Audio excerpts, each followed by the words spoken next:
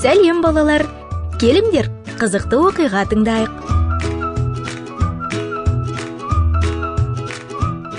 Барлығы өте жылдам болды.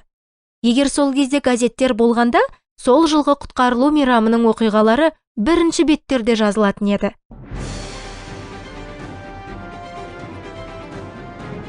Иса өлген күні бүкіл жерді қараңғылық басты. Өлгендер тіріліп, қалада жүрді. Жер сілкінісі жартастарды қиратты. Қолбасшы Исаны Құдайдың ұлы деп таныды. Исаның соңғы сөздері орындалды. Міне, бірінші бетте үлкен әріптермен «Қабір бос» деген тақырып бар.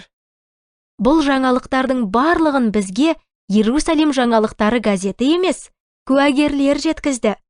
Біз олардың әңгімелерін киелі кітаптан оқимыз. Қабір бос. Иса тірі. Қайта тірілгеннен кейін ол шәкірттеріне барды. Олар әлі де қайғырып, қорқып жүрді.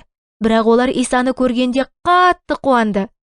Біраз уақыттан кейін Петр мен басқа шәкірттер Иерусалимнен туған жері Галилеяға, Галилея теңізінің жағасына қайтып келді. Мен балық аулауға бара жатырмын. Біз де сенімен бірге барамыз. Кешке олар теңізге шықты.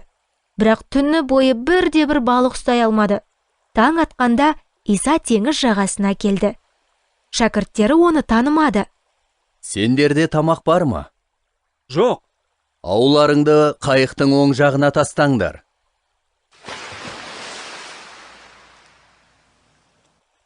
Аулар балыққа толы. Бұл иеміз ғой. Жағадан небәрі 100 метр қашықтықта олардың аулары толып 153 балық ауланды. Келіңдер, таңғы асты жеңдер. Отта қуырылған балық және нан болды. Иса достарына 3-ші рет көрінді. Петрді ар-ұжданы азаптады. Ол Исадан 3 рет бас тартқаны туралы ойлады.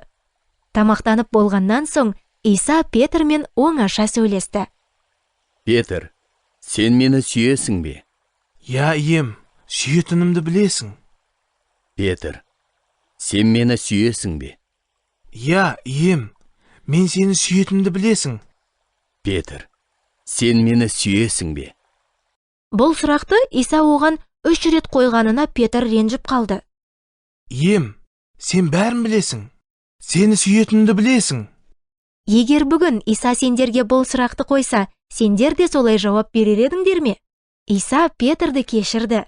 Кімге көп кешірілсе, сол Исаны көп сүйеді.